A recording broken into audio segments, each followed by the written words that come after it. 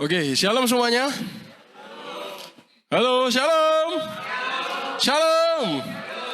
Oke, seberapapun kita, jam berapapun kita beribadah, tapi saya percaya untuk setiap kita boleh tetap antusias di hadapan Tuhan. Amin. Amin, puji nama Tuhan ya. Nah, saya rindu ketika kita menyembah sekali lagi ya. Maksudnya yang tadi kayak kita menyembah, itu kita benar-benar membawa. Walaupun kata-katanya itu, kalau bunda bilang lagu-lagu pujian itu ada yang bersifat kata-katanya pengagungan pada Tuhan. Ada yang bersifat tentang apa ya istilahnya permintaan atau permohonan kita sama Tuhan. Ataupun mungkin pernyataan-pernyataan yang kita berikan di hadapan Tuhan. Tapi meskipun begitu Bapak Ibu Saudara sekalian, kalau apapun kata-katanya, ya, yang penting kata-katanya kata-kata yang benar dan berkenan di hadapan Tuhan. Kalau kita naikkan dengan sungguh-sungguh, maka Tuhan bisa berkenan atas hidup kita. Amin. Jadi karena itu, apapun lagunya, kalau kita mau naikkan di hadapan lagu penyembahan ya, bukan lagu dangdutan. Ya, lagu penyembahan, lagu rohani yang kita bawa di hadapan Tuhan. Kalau kita bawa itu dengan sungguh-sungguh dan dengan iman kita, maka itu akan menjadi kesegaran yang baru buat setiap hidup kita. Dan saya percaya bahkan hanya dari ketika Bapak Ibu menaikkan 1-2 buah lagu. Tapi kalau itu disertai dengan iman yang luar biasa, disertai dengan hati yang sungguh-sungguh ikut memuji nama Tuhan, maka apa yang kau katakan itulah yang terjadi dalam hidupmu. Apa yang kau nyanyikan, kalau engkau berkata, dia sanggup, Yesus sanggup melakukan perkara yang besar, maka akan terjadi perkara yang besar dalam hidupmu. Kalau engkau berkata, dia sanggup, Yesus sanggup memulihkan yang terluka, engkau yang terluka akan pulih di dalam nama Yesus. Amin. Kalau engkau berkata, dia sanggup, Yesus sanggup menyembuhkan yang menderita, maka engkau yang menderita akan sembuh dalam nama Tuhan Yesus. Amin. Karena itu, apapun lagunya, nyanyikan itu dengan segenap hatimu, dengan segenap kekuatanmu, seluruh tubuhmu gunakan untuk memuji dan memuliakan nama Tuhan. Amin. Yuk sekarang kita buka Alkitab kita. Oke, kita buka sama-sama di kitab Markus, pasal yang ke-13. Ayat 28, yang sudah ketemu katakan yang keras, amin. Amin. Oke, Markus 13 ayat yang ke-28. Demikianlah firman Tuhan, kita baca sama-sama ya. 1, 2, 3. Tariklah pelajaran dari perumpamaan tentang pohon ara. Apabila ranting-rantingnya melembut dan mulai bertunas, kamu tahu bahwa musim panas sudah dekat. Amin, puji nama Tuhan. Mungkin materinya bisa mulai ditampilkan. Oke, Bapak Ibu, Saudara sekalian, Markus pasal 13 ayat 28 yang barusan kita baca itu merupakan bagian dari satu pasal, yaitu pasal berapa? Pasal 13. Pasal 13, Markus pasal 13 itu Tuhan memberitakan firman mengenai kedatangan Tuhan yang kedua atau yang kita biasa kenal sebagai akhir zaman. Hari Tuhan, hari-hari yang terakhir atau akhir zaman. Nah, salah satu yang Tuhan sampaikan adalah Markus pasal 13 ayat 28 yang hari ini jadi highlight istilahnya. Jadi topik fokus yang akan kita bedah, yang akan kita pelajari hari ini. Yaitu mengenai belajar dari perumpamaan tentang pohon ara. Ya, kalau sudah mulai bertunas, maka kita semua tahu bahwa musim panas sudah dekat. Nah, Bapak Ibu dan Saudara sekalian, ya, sama-sama kita ketahui bahwa kedatangan Tuhan atau hari kiamat itu banyak dibahas di dalam gereja. Hari-hari kiamat, tanda-tanda zaman, dan lain sebagainya. Bahkan bukan hanya di gereja. Kalau di luar, orang bilang itu namanya, kalau kita kenal itu sebagai hari Tuhan. Hari kedatangan Tuhan yang kedua. Tapi di luar, orang-orang kenalnya sebagai apa? Kiamat. Itu banyak dibahas di luar. Nah, tapi sesungguhnya bahwa yang Tuhan mau itu atas setiap hidup kita bukan supaya kita ini jadi profesor akhir zaman, Bapak Ibu. Tahu profesor akhir zaman, Bapak Ibu? Profesor akhir zaman itu begini. Orang ini tahu nanti antikrisnya siapa. Orang ini nanti tahu kira-kira, oh iya nanti chip 666 itu bentuknya nanti bagaimana, tersebar dari negara mana. Bapak Ibu Saudara sekalian, Tuhan inginnya bukan kita ini untuk menjadi profesor akhir zaman. Tapi yang Tuhan mau, kita ini jadi pribadi-pribadi yang bersiap dan berjaga-jaga untuk menyambut akhir zaman. Amin. Ayat ini diberikan Tuhan kepada setiap kita. Itu alasannya. Ada alasannya. Bukan cuma untuk sekedar untuk sekedar kita ini cari tahu kapan Tuhan datang. Terus habis gitu bahkan di beberapa kejadian sampai berdebat loh Bapak Ibu. Loh, menurut kalender ini Tuhan itu nanti hari kiamat kira-kira tahun 2021. Loh, menurut perhitungan kok enggak, belum. Harus melalui masa aniaya besar baru nanti Tuhan datang. Sibuk mencari kapan Tuhan datang. Padahal firman Tuhan sudah jelas menulis. Matius 24 ayat 36. Tidak ada yang tahu hari dan jam pastinya di mana Tuhan akan datang.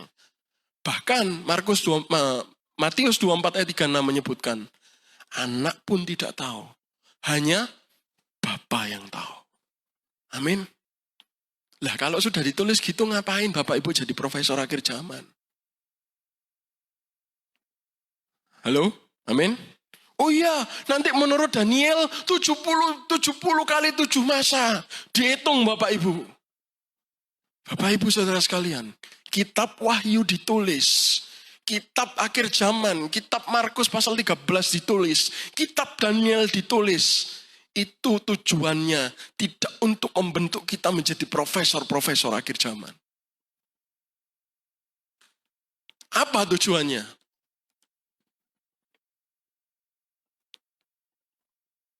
Yang pertama adalah supaya kita dapat apa? Dibaca? Dapat apa Bapak Ibu? Berjaga-jaga. Lah ini tujuannya Tuhan. Yang pertama adalah untuk membuat kita itu berjaga-jaga. Tuhan kasih tanda memang ya. Di Alkitab tandanya banyak. Hari ini kebetulan saya tidak akan bahas tandanya apa. Di Alkitab sudah tertulis. Belajar untuk baca Alkitab Bapak Ibu Saudara sekalian. Supaya apa? Ngerti, tahu apa saja tandanya. Banyak di Alkitab. Hari ini saya nggak bahas itu. Tapi hari ini saya ingin bahas. Tapi hari ini firman Tuhan dibentangkan untuk kita semua. Supaya kita punya sikap hati, kita punya sikap pikiran, kita punya sikap hidup yang benar dalam menyambut kedatangan Tuhan. Amin. Yang pertama, tanda-tanda seperti kayak tadi melihat pohon ara itu diberikan Tuhan supaya kita ini dapat berjaga-jaga. Itu dulu yang pertama. Jadi tugas utama setiap kita dalam menghadapi akhir zaman apa Bapak Ibu? Apa? Halo, apa? Berjaga-jaga. Amin. Sekarang yang kedua. Kenapa Tuhan itu memberikan tanda mengenai akhir zaman? Yang kedua adalah supaya kita itu terhindar dari efek kejut. Apa itu efek kejut Bapak Ibu? Segala sesuatu yang membuat kita terkejut. Biasanya yang bersifat negatif. Ini mohon maaf. Saya biasanya pakai contoh ini ketika saya menggambarkan tentang efek kejut. Bapak Ibu Saudara sekalian, buat mungkin yang pernah sudah kehilangan anggota keluarganya, saya pun juga pernah. Nenek saya, yang langsung maksudnya ketika zaman saya hidup gitu ya, nenek saya nggak ada, Mak Bas. Saudara, kira-kira lebih sedih mana? Kita ditinggal oleh orang yang kita sudah tahu orang ini bakal pulang atau tiba-tiba pulang. Halo Bapak Ibu? Lebih sedih yang mana? Tiba-tiba pulang. Amin. Contoh lagi. Ini maaf, bukannya menyinggung, bukan apa. Ini hanya sebagai contoh untuk menggambarkan efek kejut. Bapak Ibu mungkin yang sudah berusia 50, sudah kerja di perusahaan besar. Biasanya sudah di warning. Ya. Nanti usia 55, usia 60 nanti akan dipensiun. Enak mana Bapak Ibu dikasih tahu 5 tahun sebelumnya. Atau tiba-tiba kita pagi berangkat kerja terus tiba-tiba kamu dipecat. Gampang mana Bapak Ibu? Halo? Gampang kalau sudah dikasih tahu berapa? 5 tahun sebelumnya. Nah, Tuhan tidak mau kita ini moro-moro gak ngerti apa-apa. Terus tiba-tiba ada tanda zaman. Sedangkan tanda zaman yang terjadi, yang firman Tuhan tuliskan, itu nggak main-main saudara. Perang di mana-mana, bencana alam di mana-mana, krisis moral di mana-mana. Betul? Buat Bapak Ibu yang pernah baca kitab Wahyu atau Markus pasal 13 ini, ataupun kitab Daniel, lah sedangkan coba kalau Tuhan nggak ngasih tanda Bapak Ibu. Tiba-tiba Bapak Ibu lihat, zaman dulu contoh paling dahsyat, salah satu bencana paling dahsyat di Indonesia apa namanya? Tsunami Aceh. Kira-kira ketika tsunami Aceh ada bencana lain Bapak Ibu? Enggak ada. Tapi hari ini, kemarin bulan lalu baru kita lihat Jawa banjir, Sumatera banjir, Kalimantan banjir, Sulawesi banjir, semua banjir. Jakarta, Bogor, Surabaya semuanya banjir Bapak Ibu. Pernah terjadi dari zaman dulu? Gak pernah.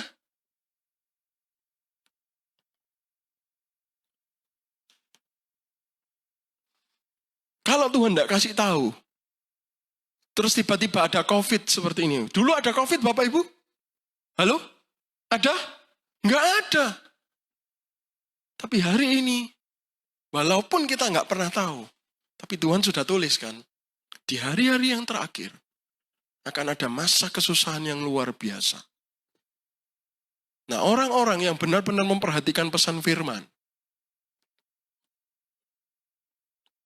itu tidak akan mengalami apa yang namanya efek kejut. Kaget iya, tapi kaget biasa. Oh iya, rek, biyen gorong tahu. Tahu tapi kan Tuhan sudah pernah sampaikan bahwa akan ada kesusahan yang luar biasa.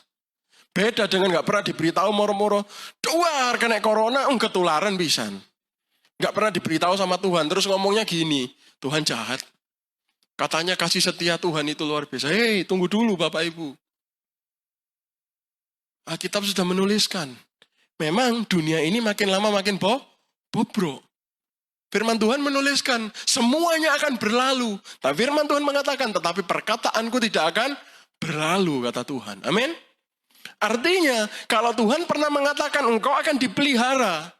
Artinya, kalau Tuhan mengatakan bahwa engkau akan diberkati. Artinya, kalau Tuhan mengatakan engkau akan disertai oleh Tuhan, maka perkataannya itu tidak akan berlalu dalam hidupmu kalau engkau menghidupinya. Amin. Walaupun corona sana sini, walau banjir sana sini, walau musibah sana sini, walau ekonomi jatuh, pasar saham tidak karu-karuan, naik turun, dan lain sebagainya. Tapi kalau kita menghidupi firman Tuhan, kita sudah diberitahu kok sama Tuhan, itu pasti bakal terjadi. Dan yang Tuhan mau, supaya kita jaga. Amin. Paham ya tentang efek kejut ya? Paham ya? Jadi Tuhan itu tidak mau, kita itu tiba-tiba kaget, terkejut. Karena itu Tuhan kasih tanda. Nah yang ketiga, tujuannya ya supaya kita beroleh keselamatan. Yang Tuhan mau itu supaya kita beroleh keselamatan. Kalau kita sudah nggak mengalami efek kejut, kalau kita sudah berjaga-jaga, tujuan akhirnya adalah supaya Tuhan itu kasih kita keselamatan. Berkumpul dengan Tuhan. Amin Bapak Ibu. Jadi kenapa tanda-tanda tentang akhir zaman itu dibentangkan? Tuhan bukan ingin kita jadi profesor. Tuhan bukan kita mau jadi doktor teologi yang tahu kapan tanggal dan waktunya. Tidak. Yang Tuhan mau kita jadi pribadi yang siap dan berjaga-jaga. Amin. Itulah yang Tuhan mau. Mari tanamkan ini pelan-pelan sekarang. Dalam pikiran setiap kita. Itulah yang Tuhan mau. Bukan Andre yang bilang Bapak Ibu. Firman yang bilang. Amin. Oke, kita lihat berikutnya. Nah hari ini sekali lagi saya tekankan. Kita tidak akan banyak belajar atau bicara tentang tanda-tandanya apa. Mari belajar gunakan waktu Bapak Ibu Saudara sekalian untuk menyelidiki firman ketika ada waktu luang. Di luar menu utama rohaninya. Apa menu utama rohaninya? Ya renungkan, baca firman Tuhan rutin tiap hari. Di luar itu coba sediakan waktu, luangkan waktu untuk menyelidiki firman Tuhan. Tanda-tanda zaman Tuhan sudah tulis semua di sana. Nah hari ini kita akan belajar tentang bagaimana sikap kita, bagaimana seharusnya diri kita meresponi tanda-tanda yang Tuhan tunjukkan mengenai kedatangannya. Oke? Yuk. Sikap hati yang pertama yang harus kita miliki adalah percaya. Bapak, Ibu, Saudara sekalian, sejelas, sehebat apapun tanda yang diberikan Tuhan, sebanyak apapun tanda yang diberikan Tuhan, kalau kita tidak percaya, kita tidak akan pernah paham dengan apa yang diberikan oleh Tuhan. Amin. Kalau kita tidak percaya, kita tidak akan pernah paham. Contohnya, Raja Fir'aun. Kurang dahsyat apa tanda yang diberikan Tuhan? Masih ingat Raja Fir'aun? 10 tulah. Tulah nyamuk, tulah belalang, lalat, pikat, air yang tiba-tiba berubah menjadi darah, gelap gulita, hujan es, anak sulung di tanah Mesir mati semuanya. Dari hewan, dari anak budak dan juga anak raja, semuanya mati. Tapi Fir'aun tetap apa? Tidak percaya. Hatinya tetap keras. Mau tanda sehebat apapun, sebanyak apapun, kalau kita nggak percaya, kita nggak akan pernah paham. Amin. Dan yang berikutnya, kalau kita ini tidak percaya, Bapak Ibu Saudara sekalian, ditulis dalam firman Tuhan, maka kita termasuk dalam bagian orang fasik kalau tidak percaya. Tapi kalau percaya, engkau akan menjadi bagian orang benar. Namun bagi orang-orang yang tidak percaya akan apa yang disampaikan oleh Tuhan, akan menjadi orang fasik. Dan orang fasik itu pasti akan dihukum pada hari-hari yang terakhir. Pasti? Pasti apa Bapak Ibu? Oke, sama-sama saya katakan pasti. Sama-sama katakan saya pasti. Pasti dihukum. Karena itu sebelum kita banyak berpikir, banyak belajar dan sebagainya, pertama percaya dulu Bapak Ibu. Percaya sama siapa? Bukan percaya sama YouTube, bukan percaya sama seminar. Percaya sama firman. Amin. Belajar dari firman dulu. Kalau nggak tahu, tanya hamba-hamba Tuhan yang ada di sini. Baru setelah itu Bapak Ibu boleh kasih menu tambahan. Jangan lupa, sebagus apapun yang ada di YouTube, sebagus apapun seminar, tapi kalau Bapak Ibu nggak pernah baca ini, percuma. Amin. Karena tanda yang Tuhan berikan, yang benar tepat 100%, itu bukan di seminar, bukan di YouTube, tapi di Alkitab. Amin. Di Alkitab. Semua yang ada di YouTube, semua seminar, siapapun yang mengadakannya, hanya suplemen Bapak Ibu. Penting bagi Bapak Ibu sendiri untuk benar-benar bergelut dengan firman Tuhan. Amin. Yang pertama apa Bapak Ibu? Percaya. Katakan sama saya, percaya. Percaya. Sekali lagi, percaya. Oke, yang berikutnya. Yang berikutnya adalah membangun keintiman dengan Tuhan. Markus 13 ayat 3. Ya, sampai ayat yang kelima, saya akan bacakan buat Bapak Ibu catat, baca di rumah. Nanti ya, lihat. Demikianlah firman Tuhan. Ketika Yesus duduk di atas bukit Zaitun, berhadapan dengan bait Allah, Petrus, Yakobus, Yohanes, dan Andreas bertanya sendirian kepadanya. Katakanlah kepada kami bila manakah itu akan terjadi dan apakah tandanya kalau semuanya itu akan sampai pada kesudahannya. Ayat yang kelima, maka mulailah Yesus berkata kepada mereka dan seterusnya. Amin.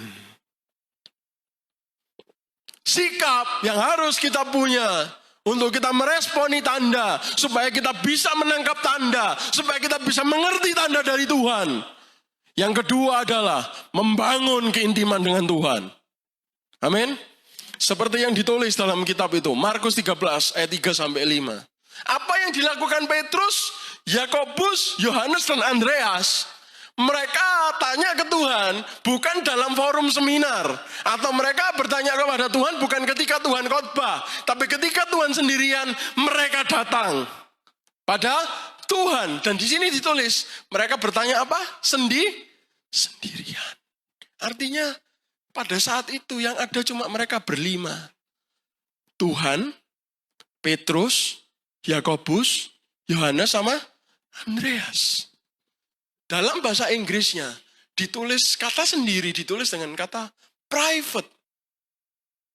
Artinya pribadi.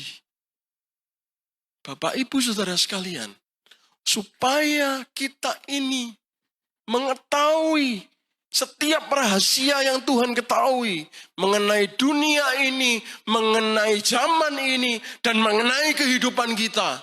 Sikap kedua yang harus kita miliki adalah harus menyediakan waktu untuk membangun hubungan pribadi dengan Tuhan. Amin. Semakin engkau intim, semakin engkau dekat dengan Tuhan, semakin engkau sering bertemu dengan Tuhan, maka akan semakin banyak pula rahasia-rahasia yang akan Tuhan singkapkan dalam hidupmu. Banyak saudara rahasia dalam hidup kita. Umur, betul? Umur rahasia. Ya. Siapa di sini yang tahu kapan akan mati, Bapak Ibu? Angkat tangan ya. Yang atau mungkin yang sudah rindu berpulang lah bahasa halusnya.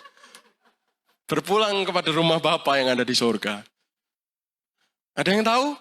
Atau mungkin ada yang sudah planning, oh ya saya 10 tahun lagi lah. Tidak ada yang tahu. Misteri bukan? Amin. Buat anak-anak muda, pasangan hidup. Misteri. Kalau yang sudah menikah jangan misteri lagi ya. Sudah ketemu soalnya. Dulu, mungkin dulu ya, misteri ya. Kan nggak tahu gitu ya. Pak Gem dulu mungkin juga nggak tahu ketemu bunda gitu ya. Dulu misteri. Anak-anak muda misteri. Misteri. Tapi Tuhan, kalau kita dekat, Tuhan akan singkapkan itu semua. Contohnya, pernah dengar kisah tentang Raja Hizkia, Bapak Ibu? Tahu? Raja Hizkia itu karena saking dekatnya sama Tuhan, dikasih tahu sama Tuhan umurnya kapan. Hizkia, sebentar lagi kamu akan mati.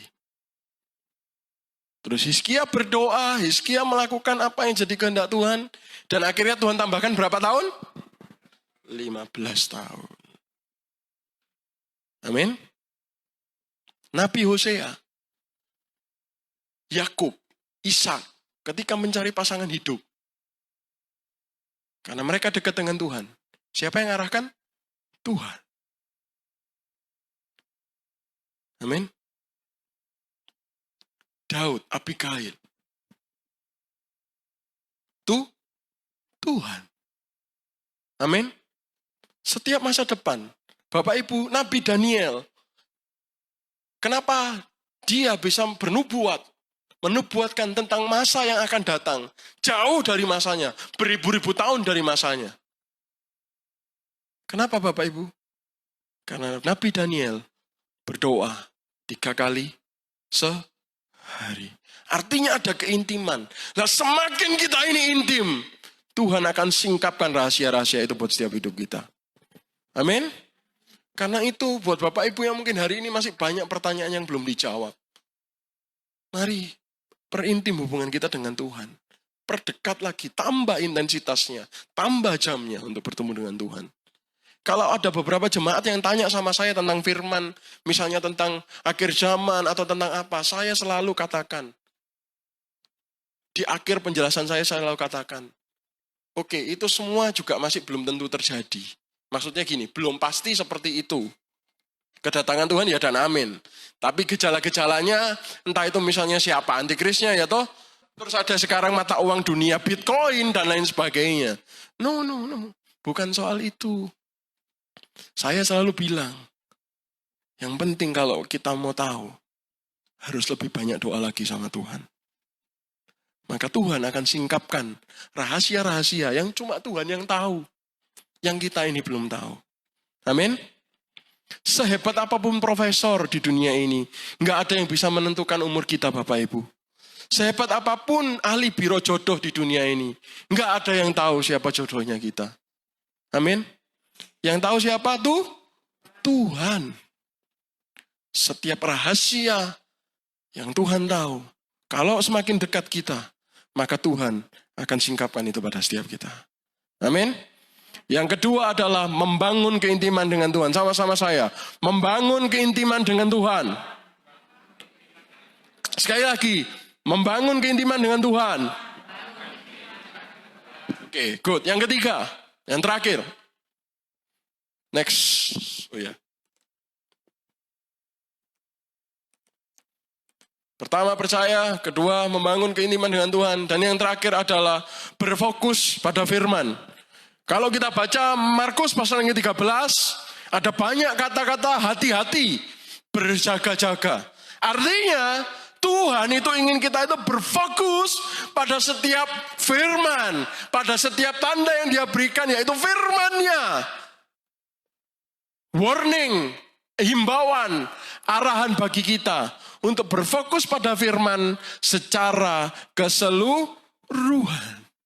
Dan saat kita tidak berfokus pada firman atau hilang fokus, maka kita ini adalah gagal dalam membaca tanda dari Tuhan.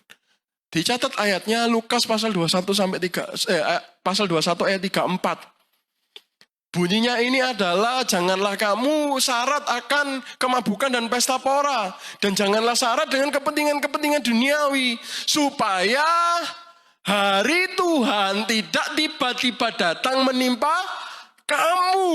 Amin. Nanti silakan baca di rumah. Kurang lebih isinya seperti itu firman Lukas 21 ayat 34 bunyinya. Artinya apa?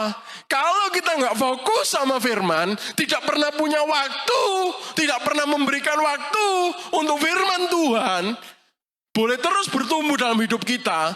Untuk firman Tuhan boleh terus terngiang dalam telinga kita. Untuk firman Tuhan bisa terus ada dalam pikiran kita.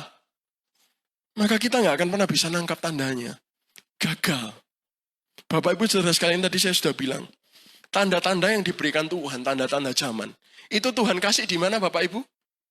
Di YouTube? Di seminar Bapak Ibu? Di mana?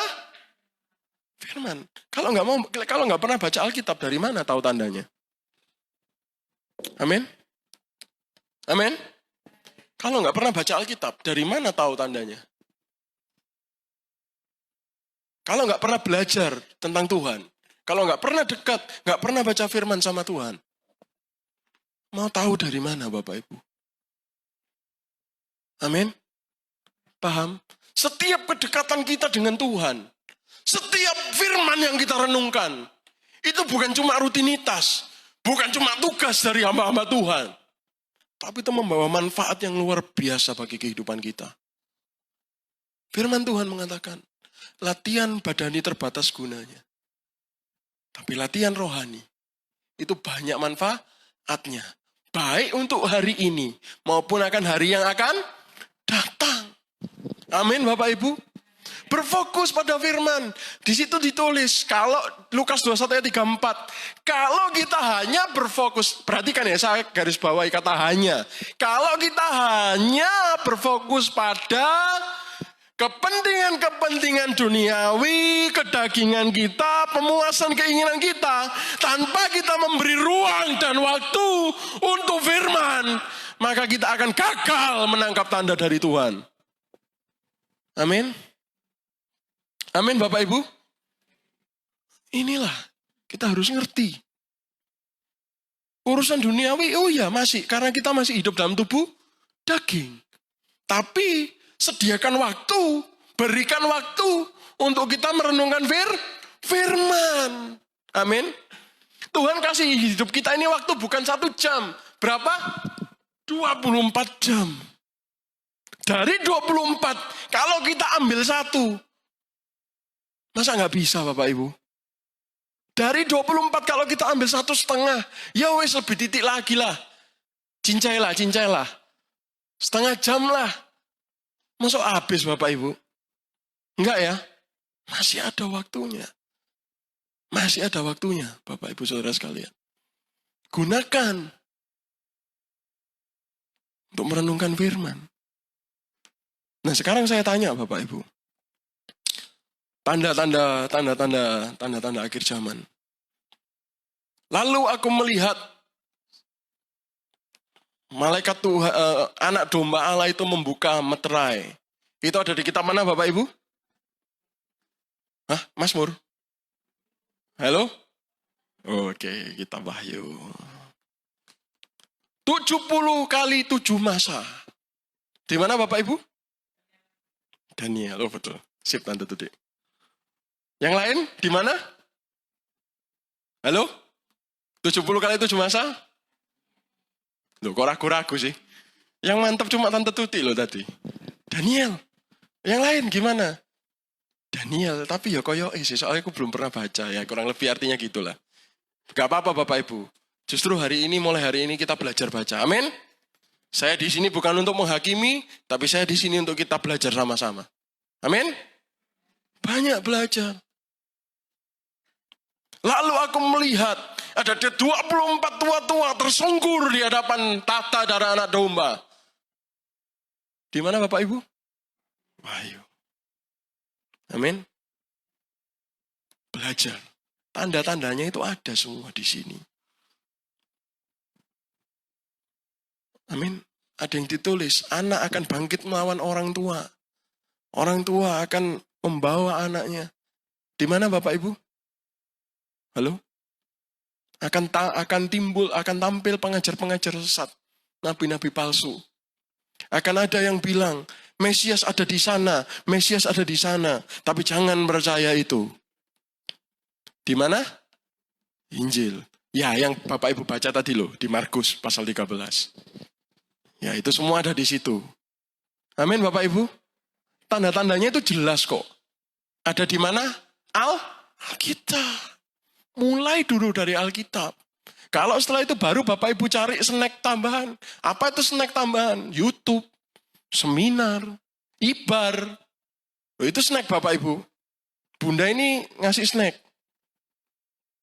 Ngasih makanan utama, ngasih snack juga. Tapi jangan makan snack tok, makanan utamanya ditinggal. Amin. Sebenarnya bekal kita ini sangat cukup Bapak Ibu. Tinggal bagian kita saja bagaimana melakukannya. Bapak Ibu Saudara sekalian, hari ini saya sampaikan buat setiap kita, termasuk buat saya sendiri yang berbicara, bahwa yang Tuhan mau dari perumpamaan pohon ara.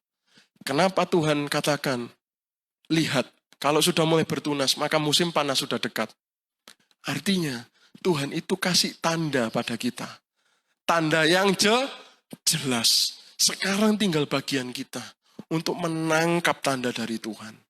Marilah setiap kita ini tidak menyibukkan diri untuk mencari jenis tandanya atau menjadi profesor akhir zaman. Tapi marilah setiap kita untuk membawa diri kita sibuk, mempersiapkan diri kita untuk menyambut kedatangan Tuhan. Amin. Karena di kitab Wahyu ditulis, setiap tanda yang mengerikan ini ditujukan bukan untuk menakut-nakuti kita. Karena kitab Wahyu, pasal yang pertama, Bapak Ibu bisa baca. Kata yang Tuhan berikan buat setiap kita dalam menghadapi akhir zaman atau tanda-tanda zaman akhir. Jangan takut. Amin. Artinya, setiap tanda zaman bukan untuk ditakuti.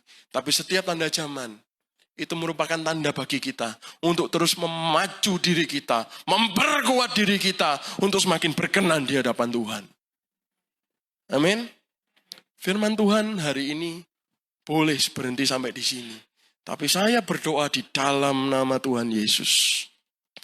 Biarlah anugerah Tuhan, cinta kasih daripada Tuhan dan hikmat dari Tuhan yang akan membuat Bapak, Ibu, Saudara dan saya boleh semakin mengenal Tuhan dan mengerti akan kehendak dan rencananya.